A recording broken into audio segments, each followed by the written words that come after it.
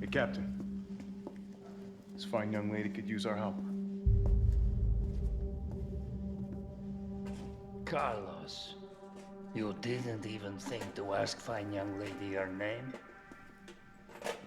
She is an elite operative of RPD, Special Tactics and Rescue Service. Her name is something Valentine. It's Jill. Nice to meet you, Jill. I am UBCS Platoon Leader Mikhail Viktor. My team was sent here to rescue civilians. Right. How's that going for you?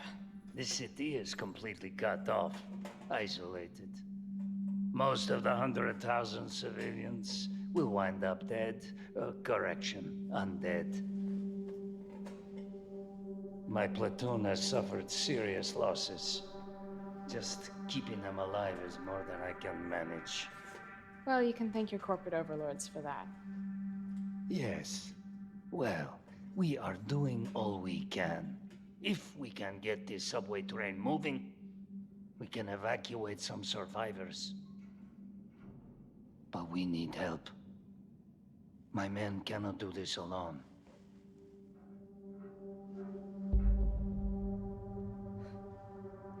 All right. I'm in. But I am on their side, not yours. Oh, hey.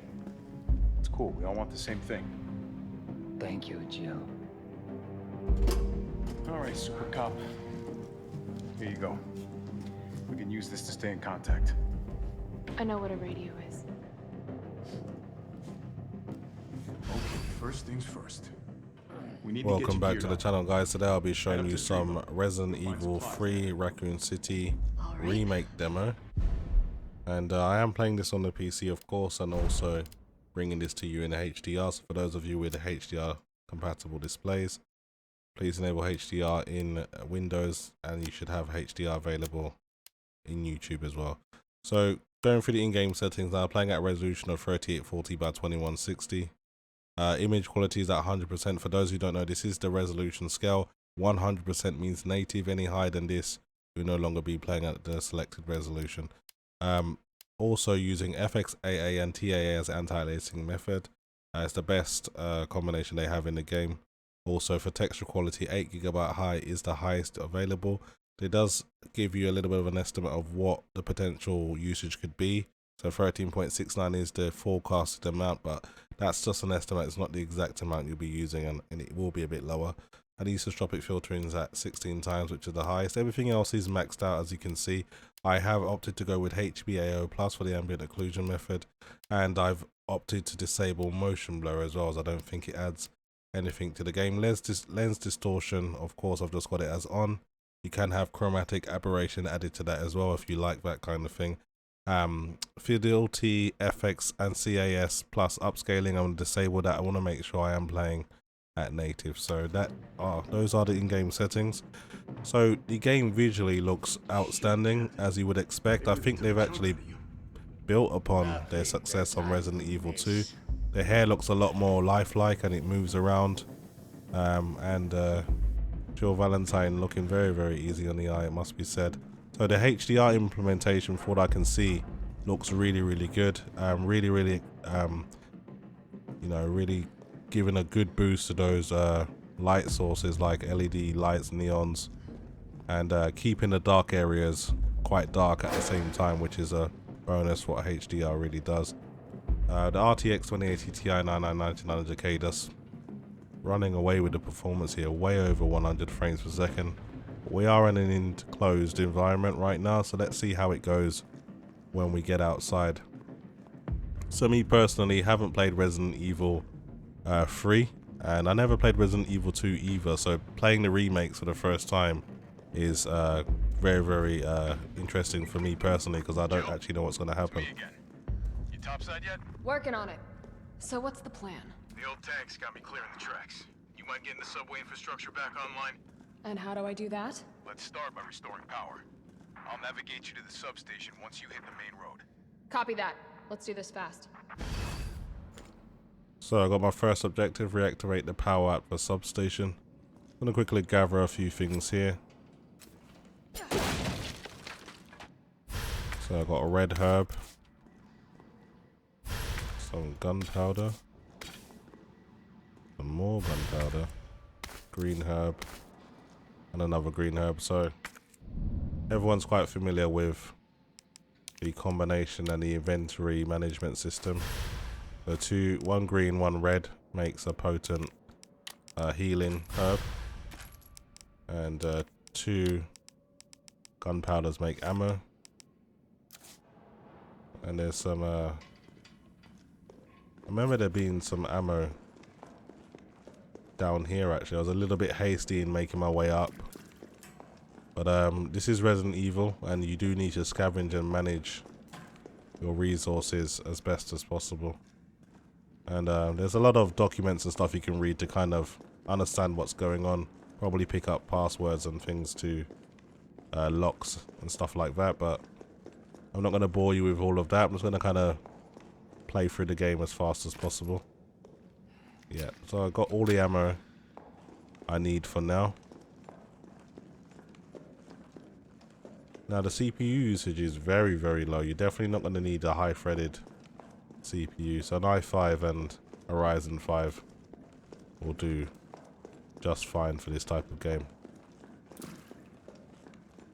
And again, as I said about the forecasted memory usage, I'm only using around 8 GB right now, even though it was forecasted for about 13. So as you can see, it is just an estimate.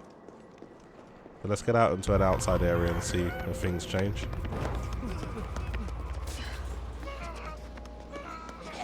More survivors. We've got to get that train moving. Okay, so I'm waiting for my crosshair to go a bit smaller. You get a bit of a damage boost when that happens. Not too convinced this guy is dead yet, so let's put another bullet in him, shall we? Okay, so drop to 88 frames per second. So you can see that's a good 20-30 frames per second drop from when I was inside. So you can tell this game is extremely demanding. And the HDR, from what I can see, is amazing. The light sources are so bright, it almost makes you squint. And yeah, the implementation is complemented the game very, very well so far. Massive pool of blood here. Only assume someone got eaten. See a zombie tucking into his breakfast. Let's take this guy out. Police officer as well.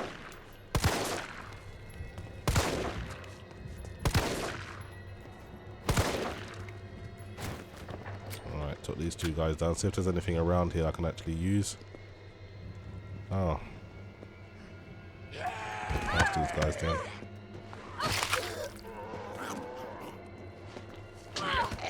I guess I didn't kill him.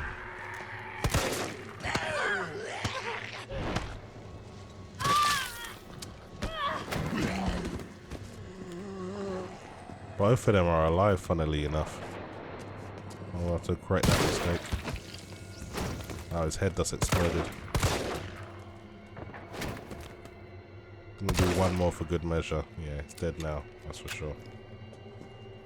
So he was able to take 2 chunks out of me, so I may as well use his herb.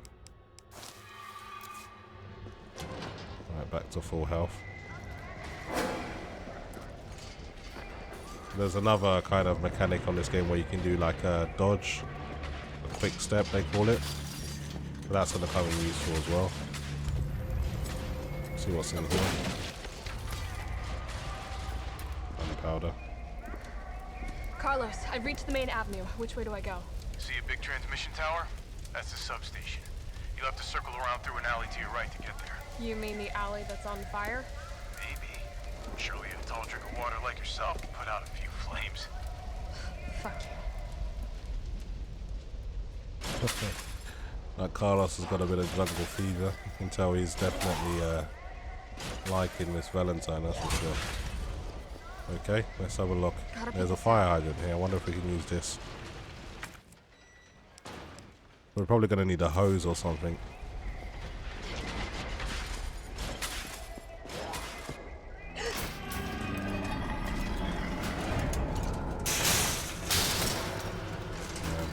these guys are going to break free.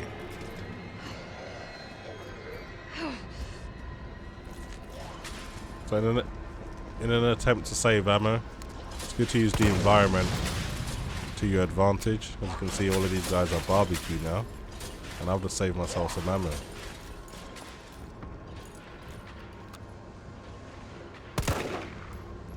He's dead as well. It's good to check. I mean, as good as the game looks and as great as the HDR implementation is, there are faults with it. As you can see, the NPCs in the distance move at a different frame rate other than what you're playing at. So when they get in view or get closer to you, they then start running at the correct frame rate, but it looks really, really bad from the movement from a distance. They really need to sort that out.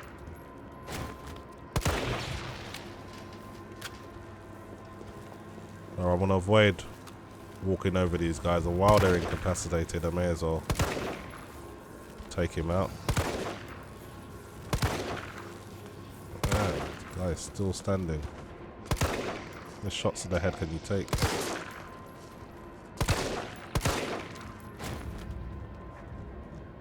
I've only got 3 bullets left.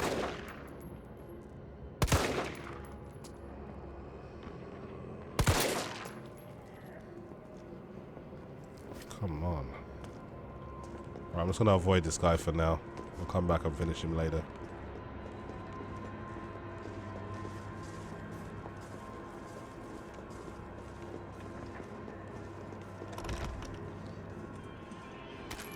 Okay, some more bullets. Just in time. See, another example of the animations from distance. Looking absolutely shocking. Even though the game is running over 90 frames per second, NPCs from a distance just look like they're running at 15 frames per second, which is just doesn't really make sense from a design standpoint. I don't know if that helps save performance. Don't really know the thinking behind that, to be honest. So this is like the storage room. I have myself some bolt cutters. I'm sure they'll come in handy.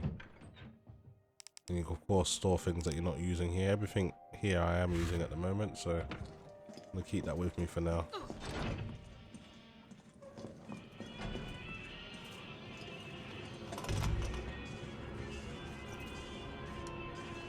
Okay.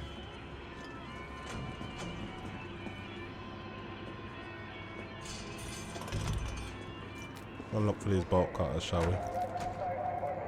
Oh man, more guys.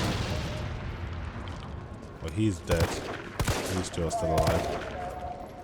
I had to create some distance. I don't want to get myself killed.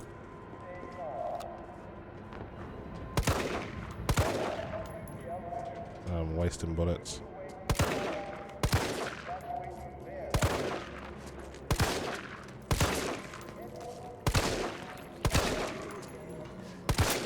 Wow, this guy is tough. Oh, the bullets, all my bullets just taken down.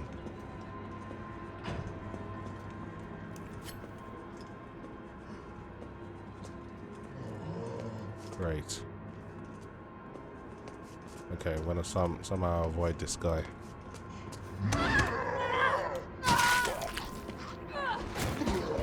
At least get past him until I get some more ammo. Oh, there's the hose. I wonder what's in here. Ammo, not interested. Come on, I need some ammo. Or some gunpowder. Okay, grenade will work. And I got some ammo, that works. Okay, we're good now.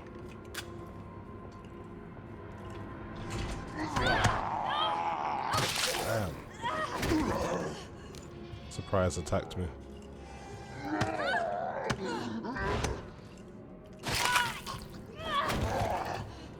Really hard to navigate with these guys when you're in tight spaces. Take the time to heal up.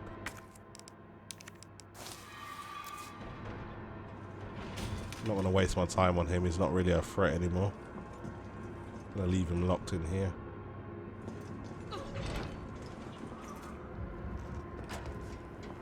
Oh, there's a lot of zombies around here. Need to go back through that cafe.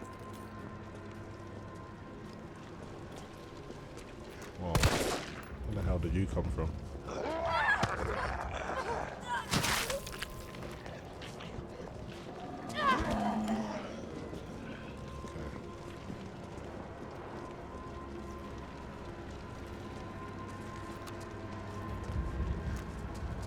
I'm gonna take a few of these guys down. There's too many of them.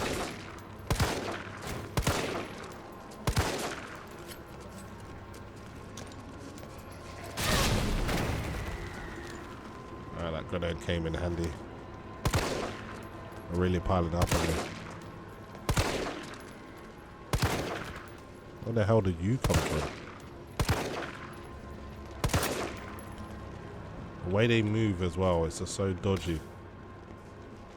More gunpowder, great.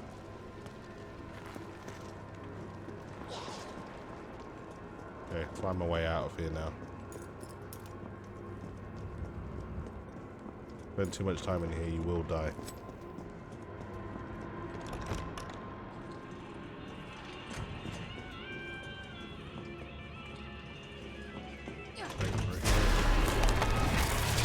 Oh, hell no. Nemesis.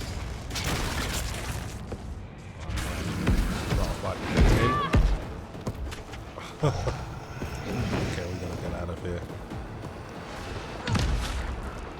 Oh, he's fast as well.